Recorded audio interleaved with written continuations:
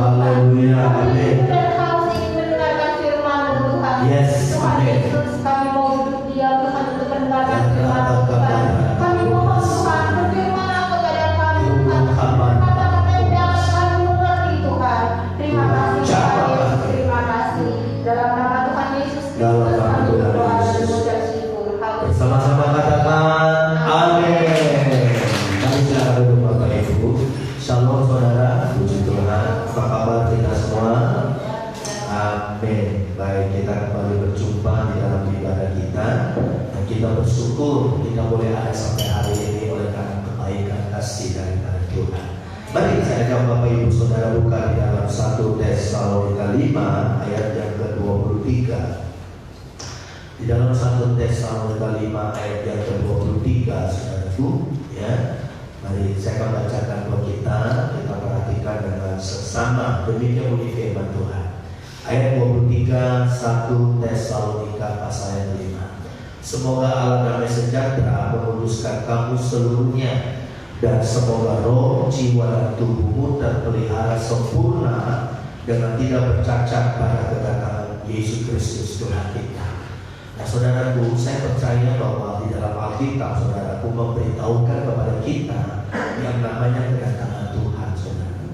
Dan kita tahu waktu kedatangan Tuhan yang pertama, dia datang ke dalam dunia mengambil rupa seorang manusia. Lalu kemudian seperti anak domba yang dibawa ke tempat pembantaian dan disalibkan, saudara. Nah itu the first time, kedatangan yang pertama. Tetapi kedatangan yang kedua, saudaraku, enggak lagi seperti itu. Dia akan datang seperti apa? Jadi raja di atas raja. Dia akan datang untuk umatnya. Dia akan jemput orang percaya, saudaraku.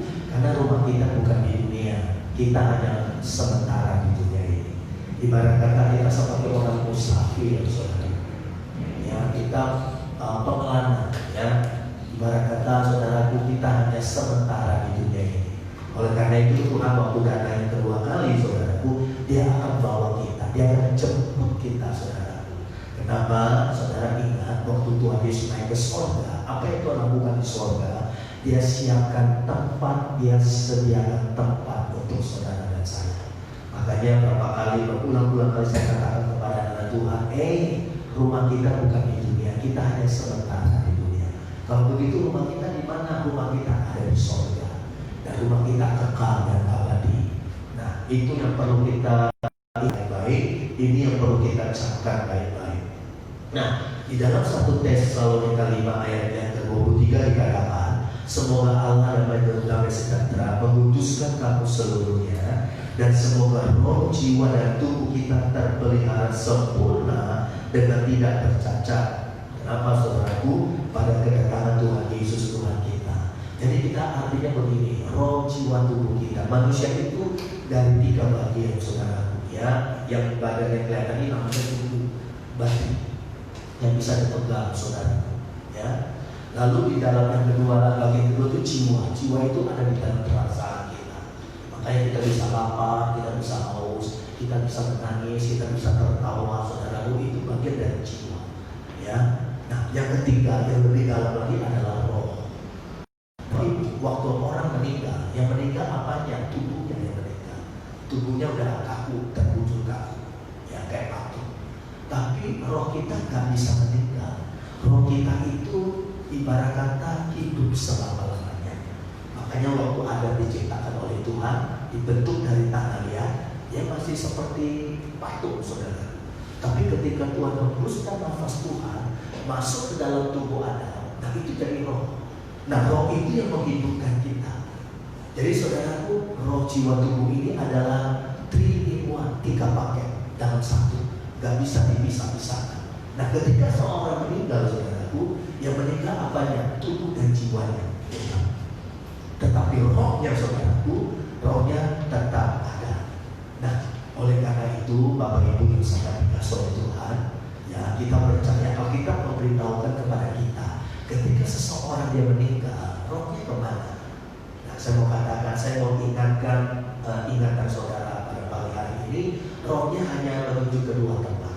Tempat yang pertama namanya Firdaus. Firdaus itu adalah tempat penanggungan sementara untuk orang yang percaya yang meninggal di dalam Tuhan Yesus. Nah, tempat yang kedua itu namanya Hades. Hades itu adalah alam maut. Nah, itu di mana tempatnya? Nah, tempat itu adalah orang yang meninggal di luar Tuhan. Jadi hanya ada dua tempat. Roh orang yang meninggal, rohnya akan dibawa ke mana? Ya, dari mana kita tahu? Nah, ingat tidak waktu Tuhan Yesus ya di kayu salib. Waktu penjahat sebelah kanan, memang dia disalibkan karena dia berbuat jahat. Tapi waktu dia mau mati, dia bilang, Tuhan ikat aku apabila kau datang sebagai raja. Lalu Tuhan Yesus bilang apa? Hari ini kau dan aku ada di dalam Firdaus, bukan di surga. Firdaus. Nah, Firdaus ini adalah tempat sementara. Nunggu ngapain di sana orang yang mati di dalam Tuhan? Ngapain nunggu di sana? Dia nunggu pada waktu nanti Tuhan datang kedua kali ke dalam dunia ini, maka orang yang dikubur akan dibangkitkan. Ya, jadi roh yang di dalam Firdaus ini akan masuk kembali dalam tanda petik kepada orang yang meninggal. Dalam tanda petik dia akan dibangkitkan saudara dengan cara Tuhan yang ajaib secepat kilat saudaraku. Lalu dikatakan kita yang masih hidup dengan baik-baik, kita akan diubahkan seketika saja. Untuk apa? Untuk kita menerima tubuh kemuliaan. Tubuh kemuliaan adalah tubuh yang sempurna. Seperti waktu Yesus mati bangkit dari kematian. Itulah yang Tuhan rencanakan buat kita. Bagi mereka yang tidak percaya Tuhan, apa yang terjadi? Kita memberitahukan kepada kita, mereka akan menerima murka Allah untuk selama-lamanya. Jadi hidup ini gak bisa main-main saudara. Ya, saya percaya neraka diciptakan bukan untuk manusia, tapi neraka terjadi karena malaikat-malaikat yang memberontak, malaikat yang dibuang dari surga. Di sanalah Tuhan berikan tempat buat mereka neraka saudara. Tapi apa mau dikata kalau manusia tidak mau bertobat, kalau manusia tidak mau percaya kepada Tuhan Yesus, kalau manusia tidak mau ikut Tuhan, kalau manusia tidak mau bayar harga saudara. Hidup seenaknya, hidup dalam kegelapan, hidup di dalam dosa saudaraku. Dan Alkitab mengatakan upah dosa adalah maut. Maut adalah kematian yang kekal. Kematian yang kekal artinya kita terpisah dengan Tuhan selama-lamanya, forever, ever, and ever. Bukan lagi jutaan tahun, bukan lagi miliaran tahun, bukan lagi triliunan tahun, tapi selama-lamanya. Tapi bagi kita yang percaya, Tuhan sudah siapkan satu tempat yang indah saudaraku, yang di sana dikatakan tidak ada lagi air mata, tidak ada lagi sakit penyakit, penderitaan yang kita alami tidak sebanding dengan kemuliaan yang Tuhan akan berikan kepada kita. Bisa katakan amin saudaraku. Oleh karena itu dalam kitab ini dikatakan apa kepada kita? Hendaklah engkau setia sampai mati. Sampai mati. Bukan kita setia 1 tahun, 2 tahun, 3 tahun, 4 tahun, 5 tahun. No, tidak. Tapi dikatakan setia sampai mati. Kenapa saudaraku? Karena aku Yesus akan mengaruniakan kepadamu mahkota kehidupan. Jadi mari saudara kejar itu mahkota. Jangan sampai mahkota itu hilang dari genggaman tangan kita pada hari nanti, pada hari ketika Tuhan datang saudara. Jadi saya percaya Tuhan datang kembali untuk kita, untuk memberikan hidup yang kekal kepada kita, untuk memberikan mahkota kehidupan buat kita. Saudara, bukankah ada ayat yang mengatakan kepada kita, manusia hidupnya paling juga 70 tahun. Kalau dia masih oke lah, mungkin dia masih beruntung 80 tahun. Nah, pernahkah kita bertanya setelah itu kita kemana saudara? Saya katakan begini sama beberapa anak Tuhan saudara, bahwa kedatangan Tuhan itu punya dua tahap saudara, dua bentuk. Kedatangan Tuhan yang kedua itu punya 2 bentuk. Bentuk yang pertama, dia datang secara pribadi. Artinya orang itu meninggal, orang yang percaya ya. Tapi kalau orang yang nggak percaya, yang datang siapa? Malaikat maut, setan yang datang jemput dia. Makanya beberapa kali saya melayani orang yang meninggal saudaraku, ya, atau mungkin saya datang ke rumah duka orang yang meninggal, itu saya lihat wajah orang yang meninggal itu saya bisa tahu. Kalau wajahnya pernah saudara lihat wajah orang meninggal seperti kayak orang ketakutan saudaraku, berarti yang datang itu bukan Tuhan, yang datang itu malaikat maut, setan yang datang jemput dia. Jadi dia ketakutan begitu rupa saudaraku. dan itu termanifestasi dalam bentuk mayatnya. Tapi kalau orang percaya anak Tuhan, ketika dia meninggal, saudaraku, yang datang siapa? Yang datang Tuhan secara pribadi. Ini yang saya katakan kedatangan Tuhan yang kedua secara pribadi. Tetapi ada Alkitab mengatakan yang baru saja kita baca, ada kedatangan Tuhan yang kedua yang tidak lama lagi sekarang ini, saudaraku. Dia datang secara universal. Dia datang untuk saudara dan saya yang masih hidup sampai hari ini. Orang akan melihat ketika dia turun dari surga dan dengar baik-baik. Dia datang yang kedua kali ini bukan lagi sebagai anak domba, tetapi sebagai raja di atas segala raja. Dia akan meremukkan musuh-musuhnya dengan kakinya, saudaraku. Dia akan datang sebagai hakim yang adil. Dia akan memisahkan mana domba, mana kambing. Dia akan memisahkan mana ilalang. Ilalang itu gak ada gunanya, dibuang, dibakar orang. Mana yang gandum? Yang gandum akan dibawa kepada masuk ke dalam lumbung, berbukan gandum, saudara. Artinya apa? Yang gandum anak-anak Tuhan yang setia, anak Tuhan yang sungguh-sungguh. Walaupun dia harus pikul salib, walaupun dia harus menghadapi pencobaan yang berat, walaupun kadang-kadang saudaraku dia harus menghadapi tantangan dalam hidup ini, kesusahan, air mata yang mengalir, Tuhan tidak pernah lupakan itu, saudara. Saya katakan berapa kali beribu, bukan setiap air mata kita yang mengalir, Tuhan tampung di dalam kirbatnya. Bisa katakan amin, saudara? Saya percaya COVID-19 ini, saudara, tadi pagi saya katakan itu bukan dari Tuhan. COVID-19 kalau itu datang dari mana? Itu datang dari kuasa kegelapan. Antikris sebentar lagi mau datang menguasai dunia ini, saudara. Tetapi ada yang menahannya. Caranya gereja. Tapi kalau gerejanya ini akan diangkat oleh Tuhan direct. Kita ketemu dengan Tuhan pada waktu dia datang kedua kali. Kita akan ketemu dia di awal-awal, saudaraku, antara langit dan bumi. Saudaraku, 3,5 tahun kita berjumpa dengan Tuhan di awal-awal. Di situ namanya pesta perkawinan anak domba. Saudara, kita tidak. Waktu Tuhan Yesus disalibkan, dia bilang apa? Aku tidak akan minum anggur sampai nanti tiba hari hanya. Dan kapan itu tiba hari hanya? Waktu Tuhan Yesus datang kedua kali. Dia akan tunggu kita di awal-awal untuk gerejanya. Setelah 3,5 tahun dia akan menginjakkan kakinya di bumi. Dan mulailah pemerintahan 1000 tahun damai di muka bumi. Bumi akan direstorasi kembali, saudara. Wow, mungkin saudara ini bertanya, apa seperti itu? Ya, karena kita wahyu mengatakan kepada kita. Tapi sebelum Tuhan Yesus datang kedua kali menginjakkan kakinya di bumi ini, mesti harus muncul, mesti harus datang yang namanya pemerintahan antikris. 3,5 tahun dia akan memerintah. Dan Alkitab mengatakan ada tanda 666, baik di dahi maupun di tangan. Dan orang yang tidak pakai tanda itu, mereka akan disiksa habis-habisan sama antikris. Tapi untuk gereja Tuhan, sebelum antikris datang memerintah, saudaraku, dia akan membuat satu hukum yang baru supaya seluruh manusia menyembah dia, saudara. Tapi sebelum dia datang untuk memerintah di dunia ini, gereja Tuhan akan diangkat oleh Tuhan terlebih dahulu.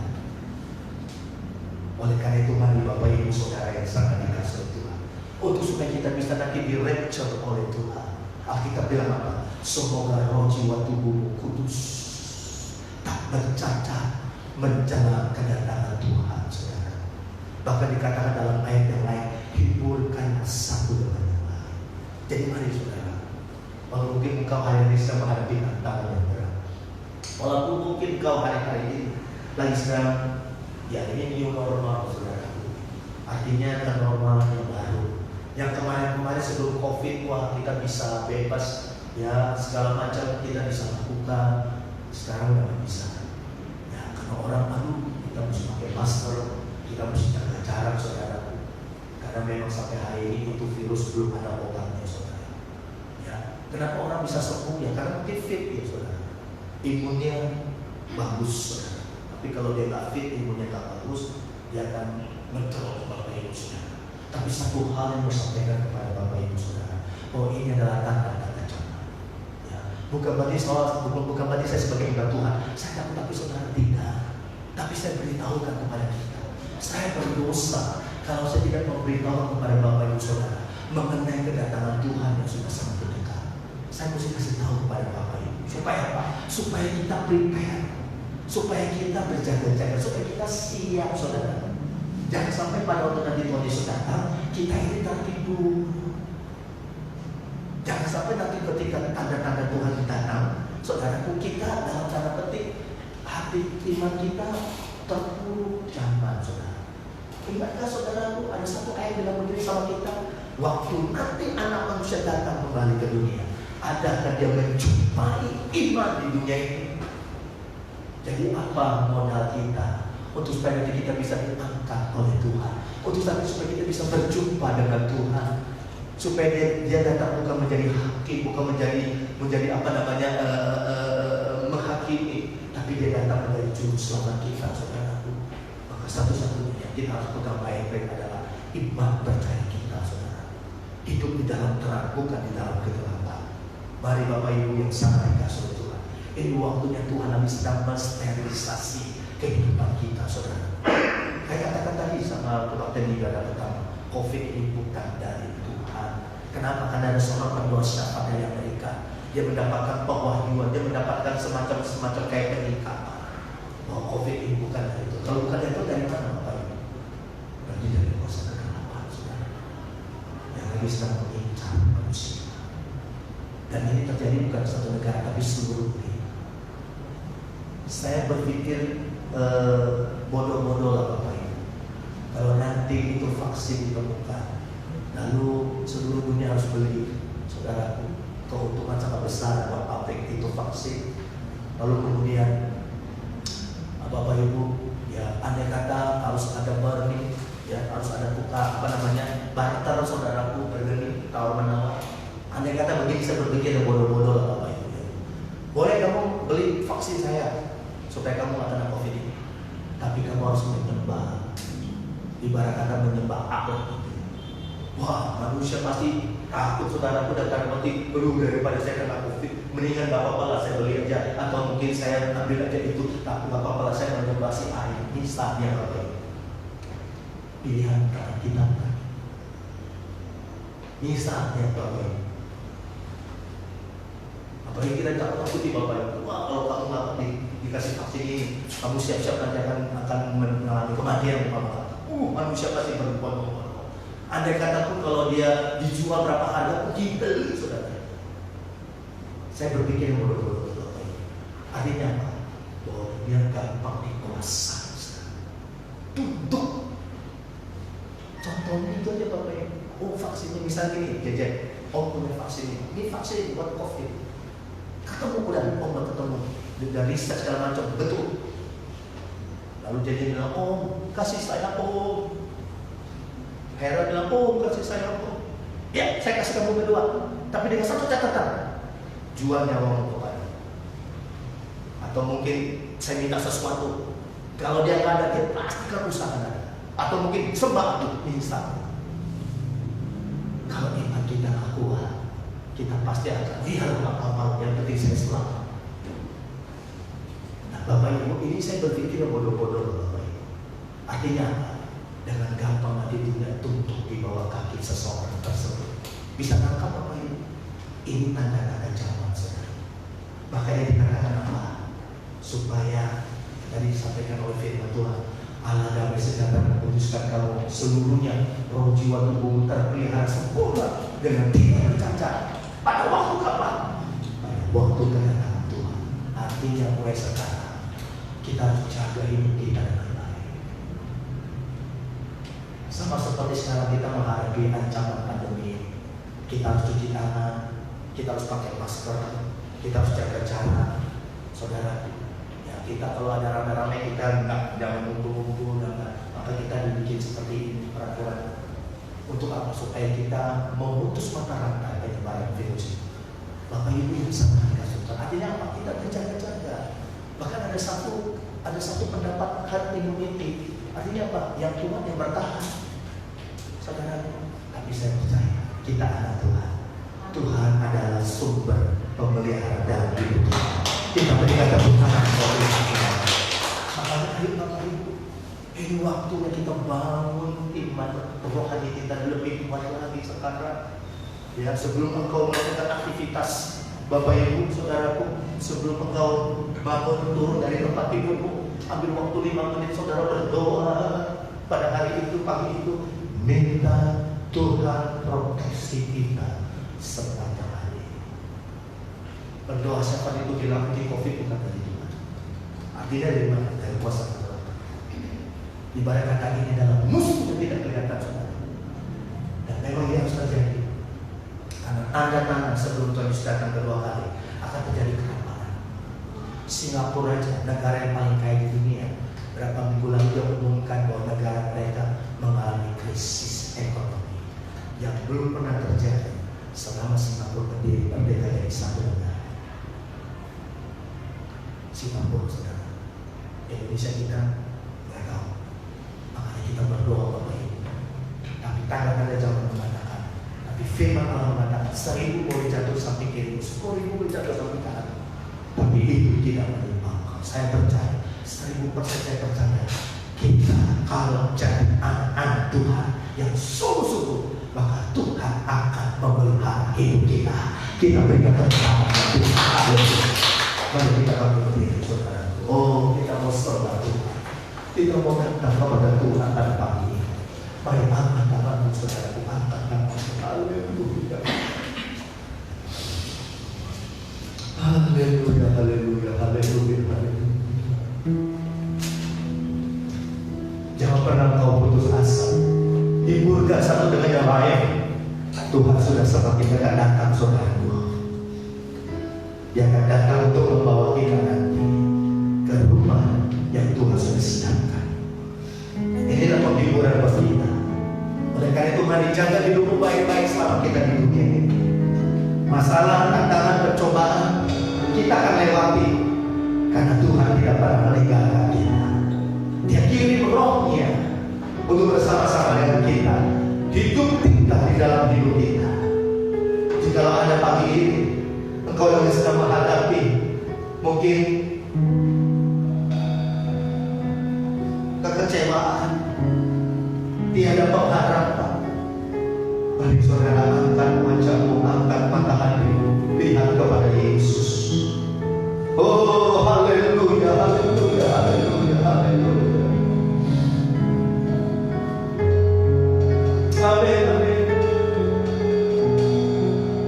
Kau bukan Tuhan yang melihat rupa. Kau bukan Tuhan yang memandang. Tuhan memulihkan hatinya untuk saudara.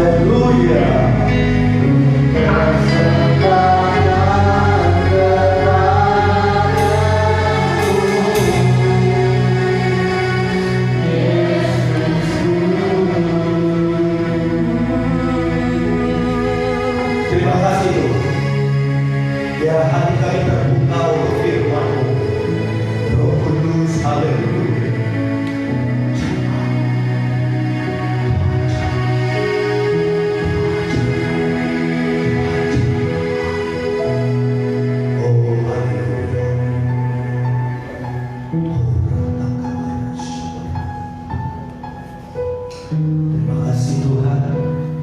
Rasa-rasanya mungkin secara manusia kami gak kuat, kami gak mampu menghadapi hari-hari sekarang yang mungkin semakin berat. Tapi memang ini adalah tanda-tanda kedatangan Tuhan sudah semakin dekat. Oleh karena itu Tuhan, biar roh jiwa tubuh kami disempurnakan.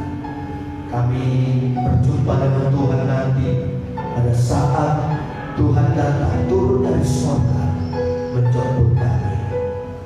Selama kami di dunia ini Tuhan, kami minta perlindungan Tuhan, kami minta pemeliharaan, kami minta tangan yang ajaib boleh kami alami dalam hidup kami. Oleh karena itu mari Tuhan, kami berkata pagi ini, berkata kami tidak pernah sendiri di dunia ini. Kami punya Yesus yang adalah Tuhan Juru Selamat dalam hidup kami. Jikalau ada di antara umatmu saat ini yang membutuhkan pertolongan, mari Tuhan, hamba mengenal pintu surga.